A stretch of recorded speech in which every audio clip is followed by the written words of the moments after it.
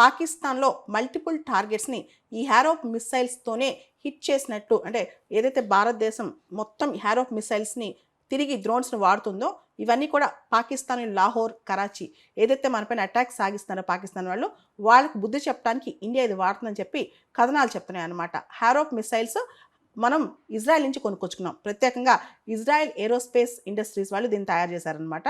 ఇవి advanced next generation loitering munition systems అనమాట. Israel aerospace వాళ్ళు ప్రత్యేకంగా ఈ డ్రోన్స్ని తయారు చేస్తూ ఇవి చాలా ప్రిసైజ్గా గాల్లో ఎగురుతూ టార్గెట్ని హిట్ చేయగలం అనమాట. ఏదైనా మన పైన వచ్చినప్పుడు అవసరమైతే సర్వీలెన్స్ అంటే నిఘా డ్రోన్స్ లాగా యాక్ట్ చేస్తే, లేదా అవసరమైతే మిసైల్స్ లాగా కూడా యాక్ట్ చేస్తాయి అనమాట.